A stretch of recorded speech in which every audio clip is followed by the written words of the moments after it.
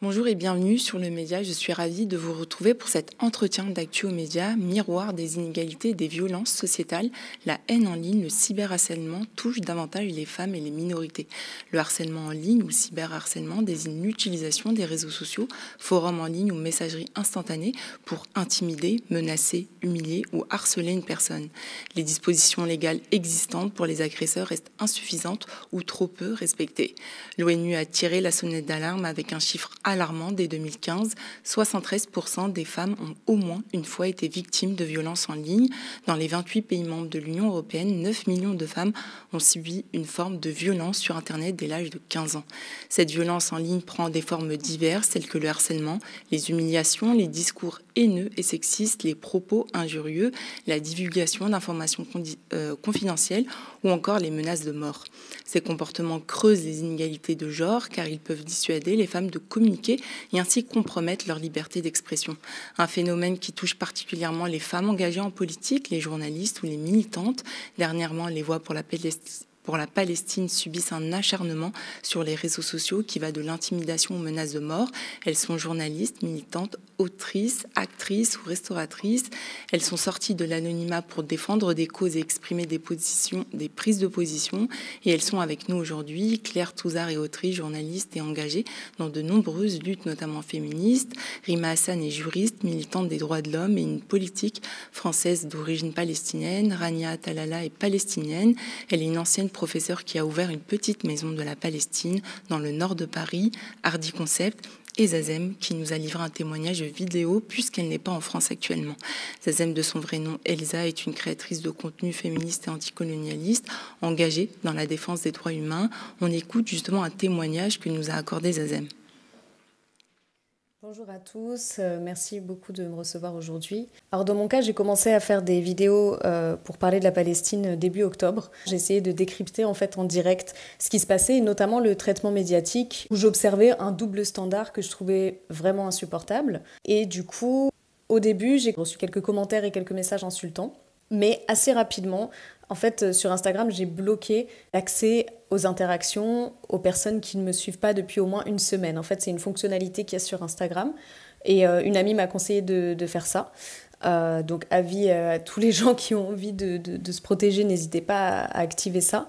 Et je pense que ça a beaucoup limité, en fait, parce que du coup, ça rend ce qu'on appelle les raids très compliqués, parce qu'on ne peut pas envoyer tout d'un coup 500 personnes sur mon profil. En fait, les personnes ne pourront tout simplement pas commenter ni m'envoyer de messages. Donc du coup, ça sert à rien. Mais globalement, j'ai été quand même très épargnée par rapport, par exemple, par rapport à Rima ou par rapport à plein d'autres personnes qui parlaient sur les réseaux sociaux sans être même forcément des militants, juste qui partageaient en fait leur indignation. Mais il y a environ 2 ou 3 mois, j'ai reçu une première menace de mort sur WhatsApp d'un numéro israélien, avec des insultes très misogynes, racistes, etc. Suite à ça, j'ai contacté un avocat, encore une fois sur les conseils d'une amie qui est juriste. Et cet avocat m'a pris au sérieux, ce qui m'a d'ailleurs fait bizarre parce que moi j'avais l'habitude de me faire cyberharceler, notamment par l'extrême droite sur TikTok. Et, les gens ont tendance à dire que c'est bon, c'est juste des trolls sur Internet, faut pas prêter attention à ça.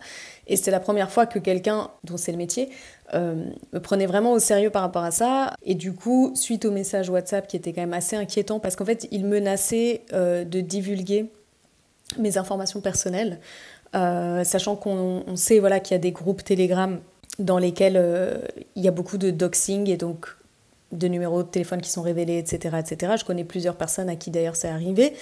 Et effectivement, on n'a aucune protection, on n'a pas l'impression qu'il y ait une prise en charge de la part de l'État par rapport à ça. Donc voilà, donc ça c'était il y a 2-3 mois, et là il y a 2 semaines à peu près, j'en ai reçu une autre qui disait même que ma tête était mise à prix, etc., des choses comme ça.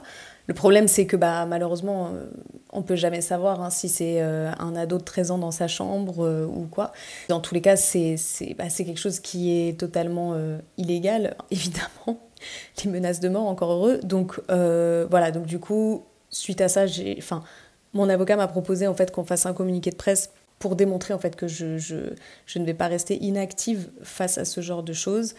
Et c'est ce qu'on a fait.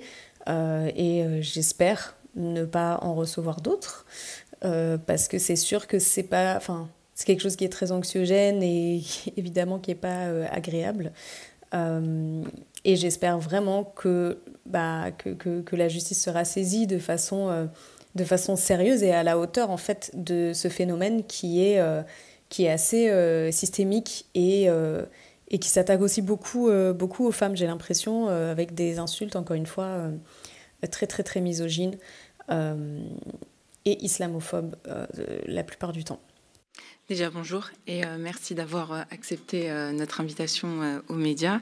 Comment est-ce que quand vous regardez cet extrait, comment est-ce que vous réagissez? Qu'est-ce que ça vous fait? Surtout que toutes, vous avez aussi également reçu des intimidations qui vont même jusqu'à la menace aussi de mort. Je ne sais pas qui voudrait commencer. Bon, allez, je me lance. Beaucoup de colère. Enfin, honnêtement, je crois que là, on arrive à un point où il y a énormément de témoignages, c'est-à-dire que c'est pas du tout un cas isolé. Après, effectivement, comme elle l'a dit, il y a des degrés différents, on en parlera tout à l'heure, mais je pense aussi au fait que d'être une femme palestinienne, il y a une triple peine. Mais effectivement, on voit bien que toutes les voix qui s'expriment sur la question palestinienne, quel que soit leur statut, puisque moi j'ai pu infiltrer le groupe Brigade Juive avant qu'il ferme, qu'il limite, qu'il restreigne les accès sur Telegram. Et j'ai pu voir vraiment des numéros, mais même de la rapporteure spéciale des Nations Unies, quoi, Francesca Albanese, de Villepin, de députés, d'influenceurs qui ont circulé sur ce canal. Donc, oui, il y a une forme de colère s'agissant de cette impunité et le fait que ça ne cesse pas et on a beau être des dizaines de voix à le dénoncer publiquement. Donc c'est-à-dire qu'on s'expose encore plus puisqu'on n'est pas protégé. De voir que ça ne bouge pas, quoi. Il n'y a pas de médias. D'ailleurs, merci pour cette invitation parce qu'il y a peu de médias effectivement qui s'en saisissent et peu de politiques qui agissent en ce sens, quoi. Et vous, oui. Moi, je suis outrée. Parce que j'entends, parce que je vois ce que reçoit Rima Hassan, ce que reçoit Elsa, etc. Et de la différence générale, surtout dans laquelle ça opère. C'est-à-dire qu'il n'y a aucun politique qui n'a dénoncé ça depuis le début, aucune institution. On parle de menaces de mort, de viol envers des femmes.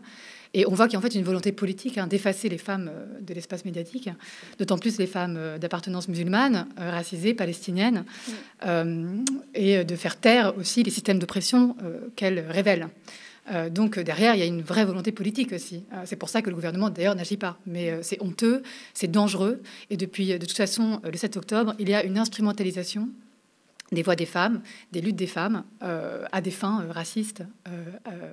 Et voilà, il faut le dénoncer. Et merci, oui, de nous inviter pour le faire. Avec plaisir. Moi, quand j'entends ce témoignage, j'éprouve de la colère, mais pas de la colère parce que nous recevons... Pas de la colère uniquement parce que nous recevons en fait des menaces, de la colère parce que ça dure depuis super longtemps. J'en reçois depuis 2015 minimum, parce qu'à l'époque, avant d'ouvrir Hardy, j'étais activiste et blogueuse et j'étais constamment menacée, harcelée. J'avais des cabales sur Twitter, même sur Facebook, et je l'ai dénoncé. La Brigade Juive déjà à l'époque opérait.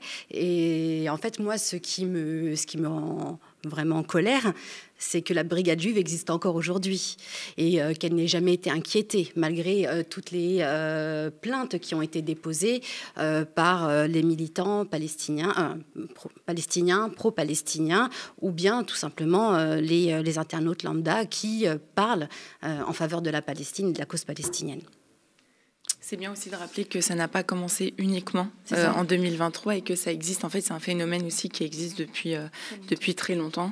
Et justement, comment est-ce que ce cyberharcèlement prend-il forme? On peut juste montrer peut-être des captures d'écran que tu as reçues pour aussi montrer la violence en fait des messages que tu as reçus. Et comment est-ce qu'on peut expliquer aussi ce déchaînement sur les femmes militantes, artistes, féministes pour la Palestine? Alors moi, ce que je disais, c'est qu'il y a une triple peine quand on est femme palestinienne. c'est qu'il y a déjà effectivement la voix qu'on porte sur la question palestinienne, donc ça c'est quelque chose qu'on peut avoir en commun avec des milliers de personnes aujourd'hui, voire des millions.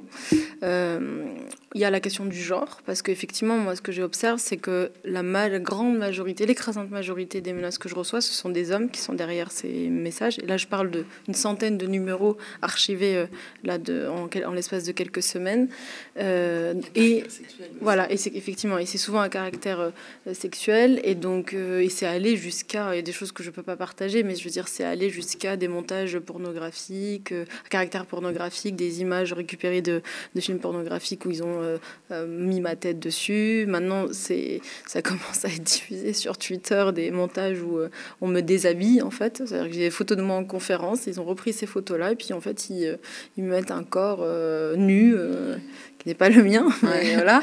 Donc je veux dire, et donc il y a une triple peine, c'est-à-dire que il y a effectivement la voix militante qu'on peut porter, la voix engagée qu'on peut porter, qui est ciblée.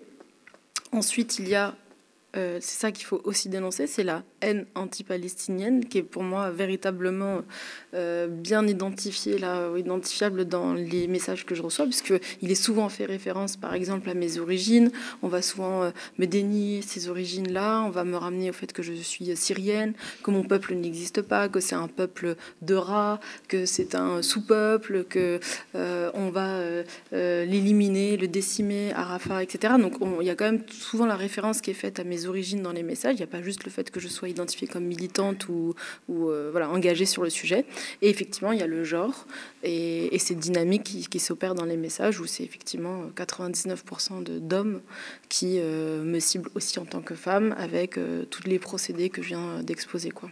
Toi aussi, Arania, tu as reçu des messages, comme tu disais, depuis 2015 et encore plus ces derniers temps. Tu t'as publié d'ailleurs aussi sur les réseaux sociaux dernièrement. Ouais, c'est justement, à cause de ce harcèlement que j'ai subi durant des années que lorsque j'ai décidé de créer Hardy, je me suis tue, que je me suis quasiment retirée des réseaux sociaux. Parce que tout simplement, j'avais peur justement qu'Hardy se fasse caillasser, que mon équipe se fasse agresser. Faut savoir que c'est ce que vient de dire Rima, à savoir ils veulent vraiment effacer notre identité. Rien que le fait de dire que nous sommes palestiniens, c'est déjà beaucoup trop. Pour ces gens-là. C'est vraiment nier. C'est-à-dire que même ce que je cuisine, on va me dire que ce n'est pas palestinien, que c'est irakien, que c'est yéménite. Jamais, jamais, jamais, on va nous accepter une culture ou une identité palestinienne. Donc, d'ailleurs, même quand tu as fait ton restaurant, tu as dû dire que c'était de la cuisine levantine. Exactement, parce que pendant plus de 2 ans et demi, j'étais en recherche de local, j'avais tout, j'avais les fonds, j'avais le soutien de plus de 600 contributeurs à l'époque, parce que j'avais lancé une cagnotte en ligne. J'avais une communauté déjà à l'époque qui était énorme, c'est-à-dire à l'âge d'or de Facebook, j'étais, je crois, à 17 ou 18 000 abonnés, ce qui était fou, alors que je publiais peu au final. J'ai toujours publié en fonction de mes envies et voilà. Et malgré la réputation, malgré la crédibilité financière et économique, malgré le projet qui était quand même incroyable, c'est-à-dire faire un lieu de promotion de la culture palestinienne, des artistes palestiniens via la cuisine. C'est pas juste un restaurant. C'est absolument pas qu'un restaurant. D'ailleurs, je me vexe quand on me dit que c'est un restaurant. Ce n'est pas un restaurant, c'est un lieu de promotion de la cuisine. Et je me considère vraiment comme une activiste transmetteuse d'identité palestinienne. Voilà, c'est comme ça que je me définis.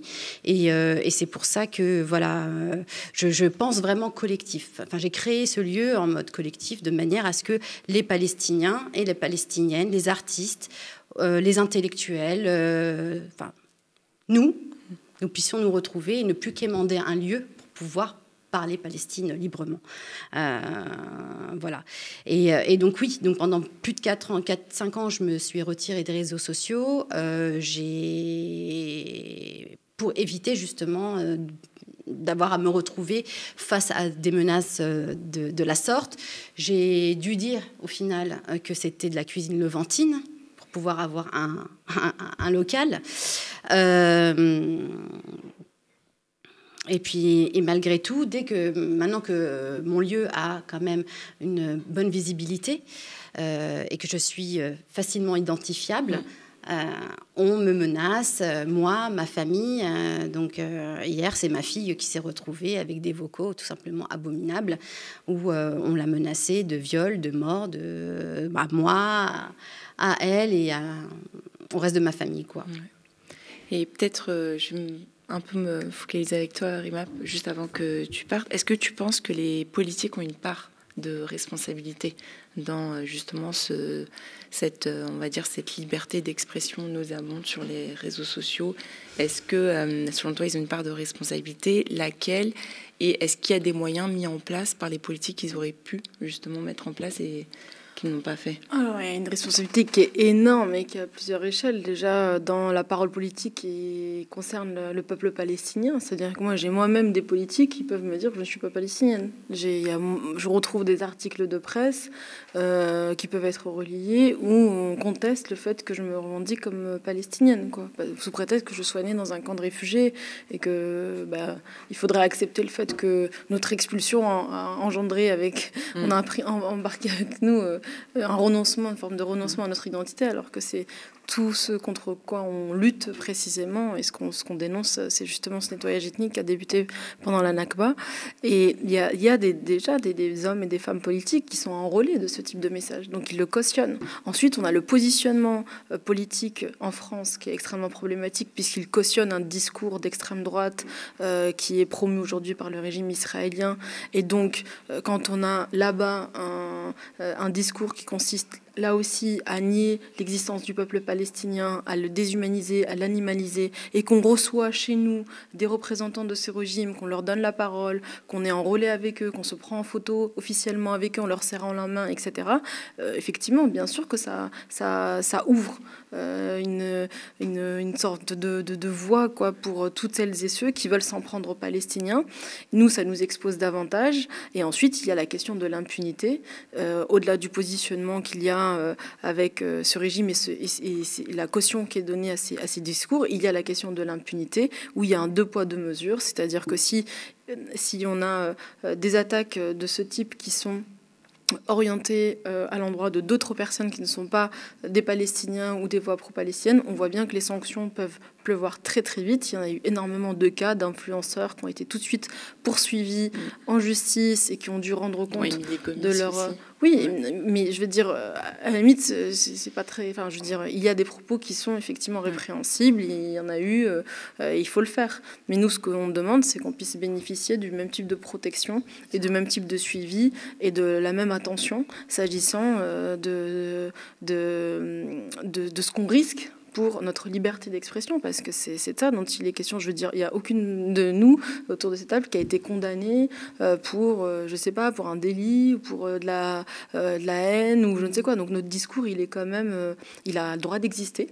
Et à partir du moment où on ne dit rien de problématique ou quelque chose qui tombe sous le coup de la loi, on doit pouvoir s'exprimer, on doit pouvoir être protégé par les autorités de ce pays. Et malheureusement, effectivement, il y a un laisser-faire et que je trouve très inquiétant parce que moi, honnêtement, je termine là-dessus, mais je me sens avoir les épaules parce que il y a comme Rania, je pense que malheureusement, nous, Palestiniens, on comprend très très vite ce que ça nous coûte d'être palestinien et de se dire palestinien. Moi, c'est quelque chose que j'ai mesuré dès l'adolescence.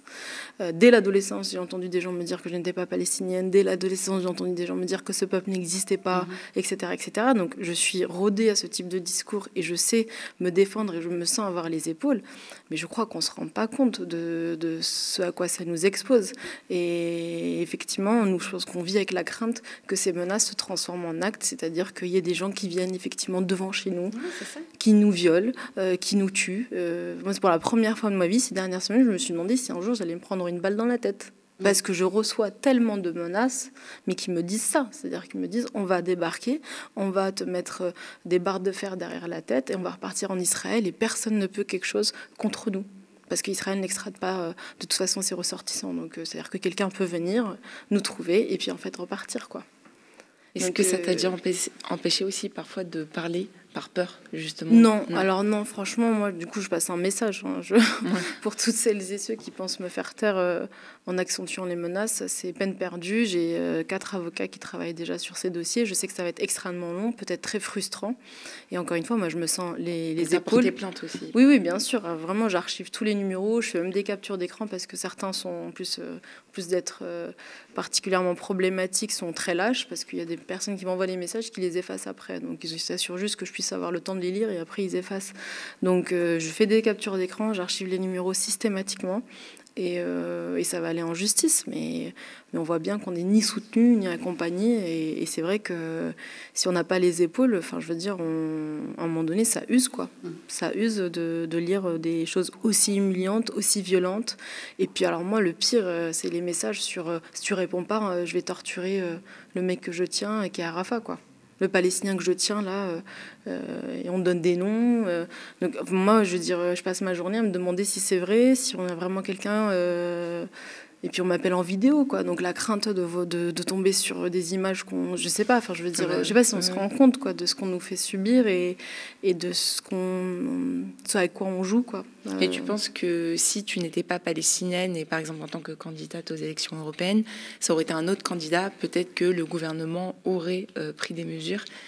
Je sais pas, parce qu'il y a la France Insoumise qui est quand même victime aussi il y a quand même un climat autour de ce mouvement politique, mais effectivement, j'observe que s'agissant de d'autres personnalités, Aurore Berger, par exemple, qui est quand même la référente et qui est la ministre, s'agissant de la question de la lutte contre le racisme, voilà, de la protection des femmes, elle est de l'égalité homme-femme. Très problématique. Elle n'a jamais pris la parole, par exemple, sur ce sujet, alors qu'il a fallu d'un tweet ou d'une déclaration d'une autre personne s'agissant d'une autre problématique, et on a eu tout de suite soit une saisine carrément de la justice qui a été enclenchée par elle. Donc moi, j'en suis franchement à plus de 80 numéros. Je partage pas tout, mais c'est important pour moi de le dénoncer parce que les gens se rendent pas compte du contenu des menaces et de l'ampleur que ça prend. Et justement, Claire, tu t'es aussi intéressée à qui étaient ces personnes et aussi au phénomène qu'on appelle la fémonationalisme. Est-ce que tu peux nous en dire plus pour expliquer aussi les propos de Rima? Enfin, moi, je suis déjà... ça me rend malade ce que j'entends. Et on parle d'Aurore Berger. Aurore Berger, elle a agi. Elle a criminalisé les féministes. Voilà. Parce qu'elle a criminalisé les féministes, puisque les féministes soutiennent la Palestine. Et on voit bien qu'il y a un acharnement volontaire pour faire taire les voix palestiniennes, soutenues par le gouvernement, et que les femmes soient ciblées, que tout le monde soit ciblé. En fait, tout le monde s'en fiche. On laisse faire, parce qu'on est quand même dans un climat colonialiste, un climat où on cache les systèmes d'oppression, un climat très blanc, très hégémonique, en fait. Faut quand même se rappeler que l'année scolaire a commencé avec la baya.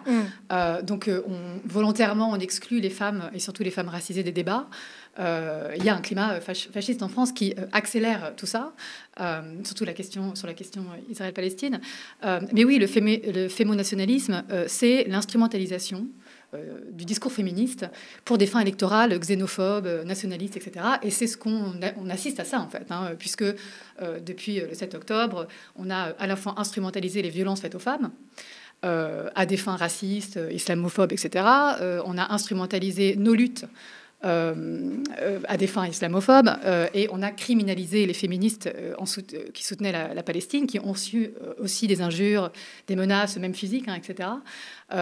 Donc voilà, on voit bien qu'aujourd'hui, beaucoup de gens brandissent les droits des femmes, mais qu'il y a derrière pas du tout un intérêt pour les droits des femmes, pour les violences faites aux femmes. D'ailleurs, par exemple, les violences faites aux Palestiniennes n'existent pas. C'est juste pour servir des discours islamophobes. Et donc, c'est assez terrible à observer, surtout quand on a... je vous invite à lire, par exemple, Sarah Faris, qui a traité du sujet. Ma consoeur Léane Alestra traite aussi très bien du sujet dans Mediapart, etc. Et donc, c'est volontaire et c'est affligeant. D'ailleurs, des féministes elles-mêmes ont reçu des menaces de viol, va te faire violer par le Hamas.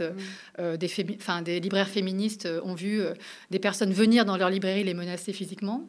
Et tout ça a été reporté et tout ça n'existe pas puisque c'est des personnes soit palestiniennes, soit racisées, soit qui défendent la Palestine. Voilà. Donc, on voit bien le deux poids, deux mesures dont parle Rima. Et qui est absolument terrible et qui s'attaque aussi beaucoup aux femmes. Voilà, puisque de toute façon, ce sont des minorités et qu'elles sont déjà fragilisées par cela et qu'en fait, on sait très bien que ça va être un peu plus facile de s'engouffrer là-dedans. Donc voilà, c'est... Et d'ailleurs, on a même vu aussi l'acharnement que tu as fait, Arthur, parce que ça a été aussi des personnes qui n'ont pas été, par exemple, sanctionnées pour... j'ai porté plainte. Ouais. J'en suis à une dizaine de plaintes, là. Depuis ça doit être fatigant quelques aussi, mois. à force. Ouais. Non, mais c'est important pour moi. C'est-à-dire que je préfère passer par ça quelques mois, quelques années, mais au moins avoir posé les limites et d'avoir vraiment sanctionné très vite en fait ce genre de discours, de débordement, parce que je pense que justement si on laisse trop passer, il y a un risque voilà, pour moi, d'être toujours dans la posture de la femme qui subit, qui se contente d'une réponse, je sais pas, médiatique ou politique ou sur les réseaux sociaux. Moi, je veux... c'est important pour moi d'aller en justice, quoi. Donc, on verra ce qu'il en est. Mais je veux rebondir sur ça, parce que tu as totalement raison. Parce que c'est vrai que moi, il y a quelques années, lorsque je me faisais vraiment agresser sur les réseaux sociaux, que je demandais de l'aide, on me disait, viens, retire-toi quelques jours. Fais-toi petite et ça passera. Ouais. C'était vraiment... voilà. Et j'aurais aimé avoir cette pensée procédurière, en fait, un peu comme Rima, là.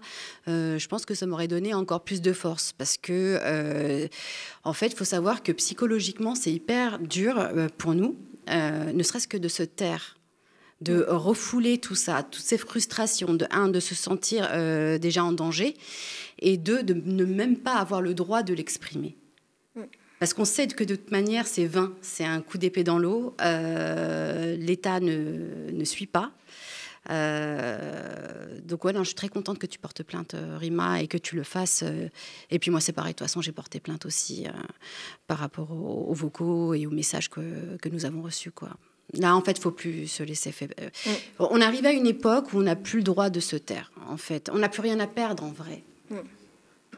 C'est clair, c'est fort. On n'a même plus de... Non, mais c'est vrai. C'est dur, je veux dire, on est face à un peuple, on est face à notre peuple qui est en train de se faire génocider en direct sur tous nos écrans. Et nous, on va avoir peur, en fait, de lever la voix, de porter la voix et de porter plainte contre, en fait, nos agresseurs. Non, mais... On le doit au peuple palestinien. C'est ça. C'est-à-dire que moi, c'est pas que pour moi ou pour... Il y a un moment, c'est... On le doit à ce peuple, à ce qui subit, à ce qui mobilise de courage, de dignité pour exister, pour survivre. Et ce sont des mécanismes aussi de survie. C'est-à-dire que pour nous, enfin pour moi en tout cas, toutes ces... essayer de contrer au maximum toutes ces attaques, tous ces pièges tendus, voilà, tout ce qui est fait là depuis que je suis en campagne, voire même avant, parce que l'affaire de Arthur, Forbes, tout ça, c'était bien avant. Mais c'était parce que tu étais palestinienne. Oui, bien sûr. Non, mais oui, ce que je disais, c'est que ça a toujours existé dans toutes nos sphères. Je pourrais donner des dizaines d'exemples où j'ai été confrontée à un moment ou à un autre au fait que j'étais palestinienne et que ça allait me fermer telle ou telle porte ou me limiter dans telle chose. Mais là, ça prend des dimensions qui sont effectivement plus visibles parce que c'est très médiatisé, etc. Mais on le doit à ce peuple et on ne doit pas se laisser faire et notre parole doit rester présente dans le débat public. On doit se battre pour ça, quoi qu'il en coûte. Faut que cette parole elle puisse exister. Moi, c'est comme ça que je le vois. Il n'est pas question de céder, parce que ce que veulent en réalité ces personnes-là, c'est de nous effacer dans toutes les sphères de pouvoir dans lesquelles on arrive à exister. Genre Arthur, le seul moment où il s'exprime sur moi, alors que je me suis déjà exprimée sur la Palestine des dizaines de fois. Hein. Oui. Mais c'est au moment où il apprend que je suis classée dans Forbes. C'est ça la réalité. C'est qu'il se dit, mais c'est pas possible qu'une nana palestinienne soit dans le classement Forbes des 40 femmes de l'année qui font rayonner la France à l'international. Et c'est ça qui le dérange. Et donc, nous, il n'est pas question que ça soit ça ou sur d'autres choses. Hein. Mais d'ailleurs, malheureusement, ça a été annulé, l'événement. L'événement a été annulé, ouais. Donc à cause de ces pressions. Voilà, parce que la réalité, c'est les pressions. De sources sûres chez Forbes, la direction, ils ont été harcelés pour annuler cet événement parce qu'il y avait Rima Hassan. D'ailleurs, comme beaucoup d'événements aussi auxquels tu es invité, il y a beaucoup de pression pour taire justement ces voix palestiniennes. Les conférences récemment. Voilà. Heureusement que ça date de longtemps. C'est ça. C'est vrai, hein, les conférences pour la Palestine, même dans les facs depuis 2015, 2016 et 2017. Enfin, voilà, à chaque fois qu'il y avait quelqu'un, même... des représentants, activistes, des journalistes, etc. À chaque fois qu'il y avait une conférence qui avait lieu dans des facultés, elles étaient quasi systématiquement interdites, quoi. Ouais. C'était souvent des conférences sauvages, du coup, qui avaient lieu. Ouais, même les manifs. Il y a déjà eu des cas très régulièrement D'ailleurs, je crois que la France, avec l'Allemagne, est le seul pays à avoir interdit les manifestations pro-palestiniennes. Ouais. Et c'est encore plus répressif pour le coup en Allemagne. Oui. Ouais. Encore plus répressif. Je sais que tu dois t'en aller. Merci beaucoup en tout cas l'invitation. Et c'est important qu'on ait un peu cet espace. Et je voulais vraiment vous remercier encore une fois. Je pense que ça nous fait du bien. Et bon courage pour cette fin de marathon. Oui, je file en meeting là, justement. Merci beaucoup. Justement, merci. Juste qu'elle passe. Ouais. Du coup, on reprend avec vous, Claire et Rania. Comment est-ce que, Claire, tu as fait, parce que c'est ce que tu m'avais dit avant qu'on mette en place cette émission, c'est que tu as recueilli aussi énormément de témoignages de femmes qui militent ou qui défendent une cause et qui subissent justement cet acharnement. Alors, ça ne va pas aussi loin que pour vous, parce que, comme vous dites, vous êtes palestinienne, et donc il y a vraiment un acharnement terrible sur vous particulièrement. Mais c'est vrai que, comme les gens ont vu que je postais sur la Palestine, je voyais que les femmes étaient très désorientées, parce que tout individuellement, celle qui essayait de s'exprimer était immédiatement harcelée. Ça a été mon cas d'ailleurs, avec des choses parfois très violentes. J'ai beaucoup de cas de témoignages, etc., des menaces aussi. Et en fait, elles étaient un peu désarçonnées parce qu'elles se disaient que c'était elles les fautives. Elles ne savaient pas comment faire parce que, comme le dit Rima, en fait, on est très isolés et ces femmes sont très isolées parce que tout le monde leur tombe dessus, etc. Et donc, j'ai récolté effectivement des témoignages. Ça va d'une artiste qui fait un discours sur Gaza et qui se fait harceler par un des co-organisateurs d'un festival de façon extrêmement grave. Ça va d'une personne qui, en manifestation, entend va te faire violer par le Hamas. Ça va comme je disais tout à l'heure, de libraires féministes qui se font harceler en physique. En fait, moi, évidemment, je me suis faite diffamer. En fait, c'est assez immédiat. C'est-à-dire que dès que vous vous exprimez, il y a une sorte de raid qui arrive. C'est plusieurs personnes et qui tout de suite vous taxent d'antisémites, terroristes, etc. Une façon effectivement de faire taire le combat qu'on porte, puisque toutes ces affirmations sont fausses. C'est de la diffamation. Il n'y a jamais aucun caractère ni antisémite ni terroriste dans ce qu'on dit. Nous, on demande juste l'égalité d'une population. On demande un cessez-le-feu. On demande des choses assez basiques. Et ces personnes essayent de faire dire tout et n'importe quoi pour justifier le génocide des Palestiniens. Et en fait, c'est assez terrible parce que c'est aussi très, très violent. C'est très diffamant. Et surtout, les femmes ont peur d'en parler parce que ces personnes les menacent aussi, tout simplement. Et puis, cette menace d'antisémitisme, c'est un peu un couperet qui immédiatement terrorise tout le monde. Et c'est pour ça, d'ailleurs, que personne ne parle sur la Palestine, puisqu'il y a eu tellement d'amalgames et de raccourcis qui ont été faits. Par exemple, je pense aux féministes, c'est-à-dire qu'on leur a reproché très vite de ne pas s'exprimer suffisamment sur le 7 octobre, alors qu'elles l'ont fait, et qu'on n'a jamais questionné en fait à quel point les amalgames et les raccourcis empêchaient en vrai les féministes et toutes les personnes de parler, puisqu'on est dans un tel climat en fait d'instrumentalisation qu'il est incapable d'avoir une voix correcte.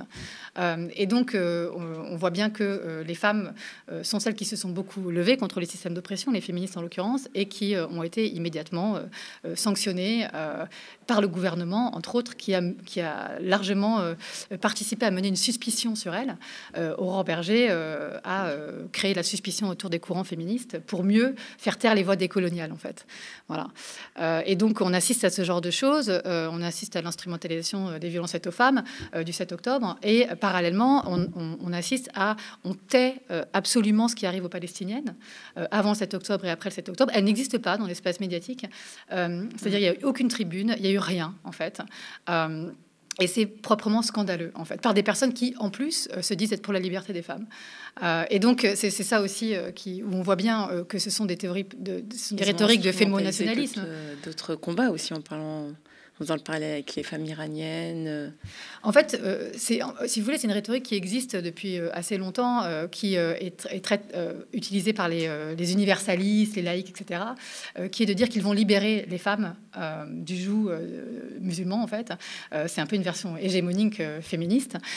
Et donc, en gros, tout est bon pour taper sur les personnes musulmanes et donc d'instrumentaliser même jusque aux violences faites aux femmes pour taper sur les personnes musulmanes, à instrumentaliser la lutte des femmes iraniennes. Et on l'a vu, en fait, depuis 7 octobre. C'est vraiment un festival d'instrumentalisation de tout ce qui passe, juste pour finalement taper sur les personnes musulmanes et donc justifier le massacre des personnes palestiniennes.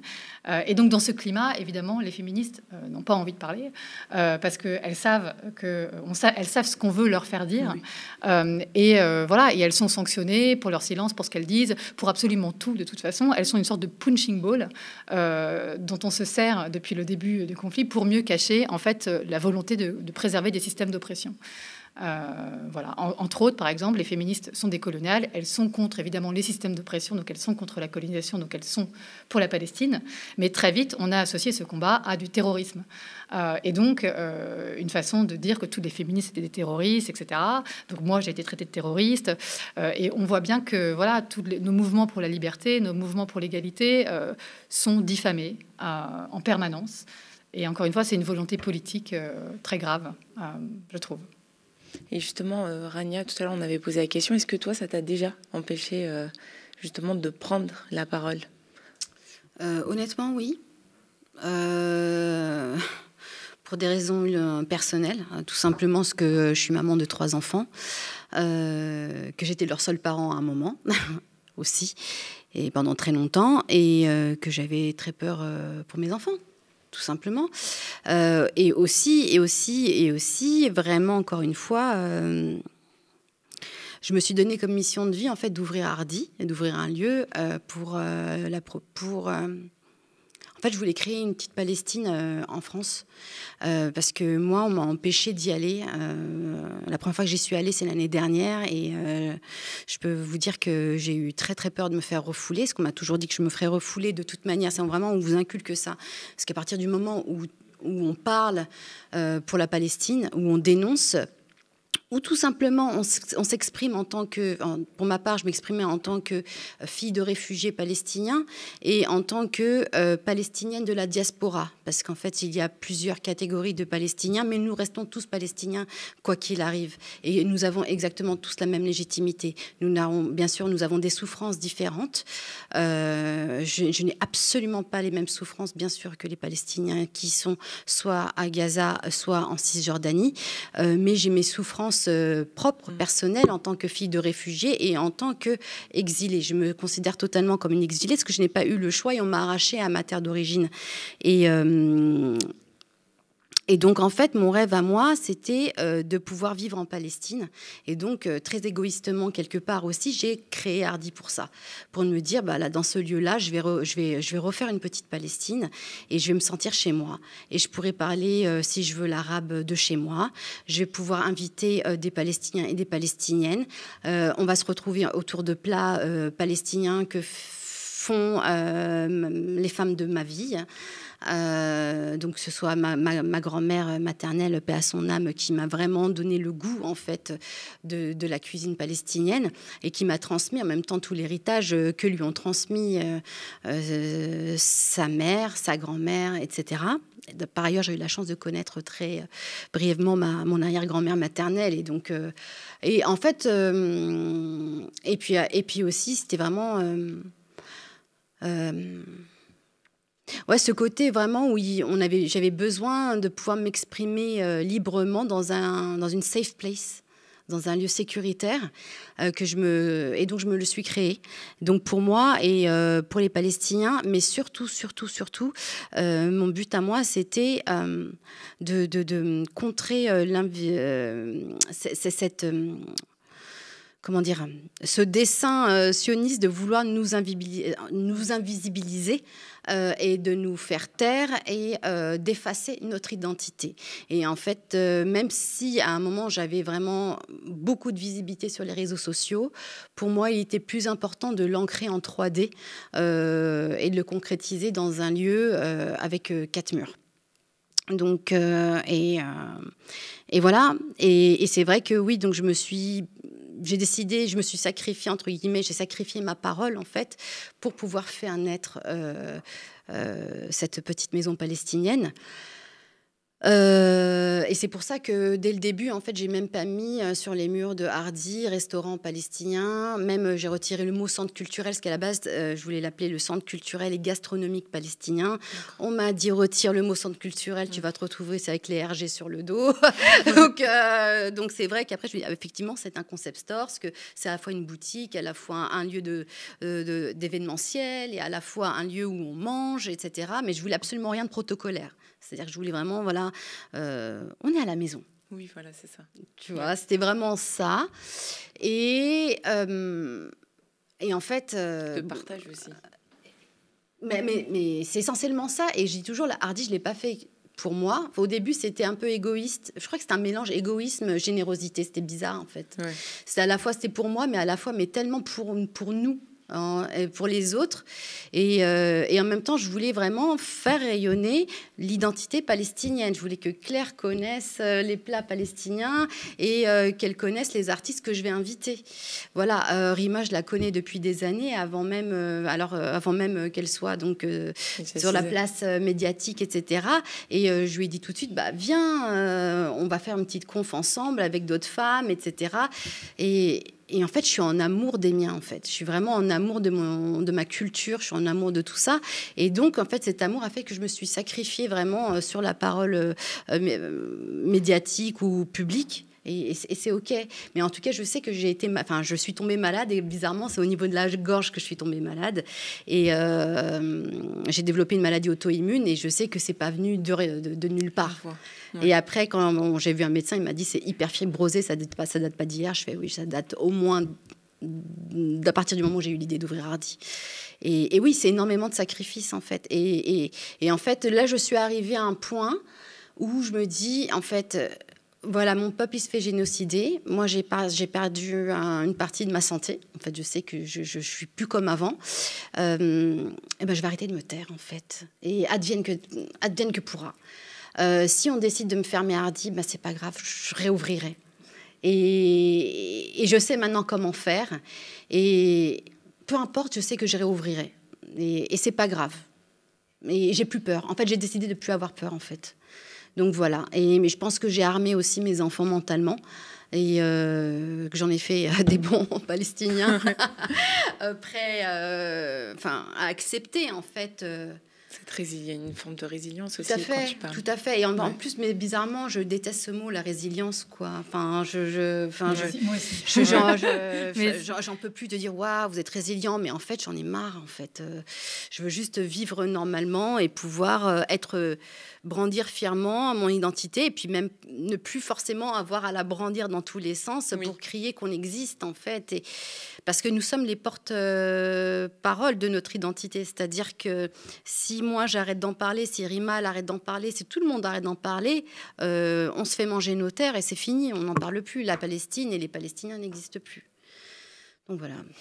Heureusement qu'un lieu comme Hardy existe et j'aimerais qu'on termine justement là-dessus sur le fait que si vous voulez aussi découvrir un petit bout de Palestine, la maison en tout cas palestinienne à Paris, de se rendre chez Hardy Concept Store qui propose de bons plats, mais aussi, comme tu le disais, un lieu d'expression, un lieu de partage, et pas uniquement justement sur des conférences. Il y a de la vie, voilà. Oui, il y a de la vie, on danse, on chante, on expose du beau. Oui, il y a beaucoup d'artistes aussi. Bon, actuellement, j'avoue que j'expose sur un mur que j'ai nommé le mur de la dignité, où j'expose en fait les photos de tous les journalistes de Gaza qui nous ont informés ces 8 derniers mois. Je pense que c'était vraiment le minimum qu'Hardy puisse faire pour leur rendre hommage. Mais oui, sinon, Hardy est à l'image des Palestiniens, un peuple qui aime la vie, qui aime chanter, danser, l'art, peindre. Et c'est ça que je veux mettre en valeur. Voilà. Merci beaucoup, Rania. Merci beaucoup, Claire. Et merci à vous d'avoir suivi cet entretien d'actu. Je vous le rappelle, nous avons déposé notre dossier auprès de l'Arcom dans l'espoir d'obtenir un canal TNT. C'est l'un des plus grands défis de l'histoire du média qui nous attend. Soutenez-nous sur tnt.lemediatv.fr pour que le média révolutionne le petit écran et dépoussière le paysage audiovisuel français. D'ici là, restez connectés. Nos programmes se poursuivent en continu sur notre antenne. Excellente journée sur le média.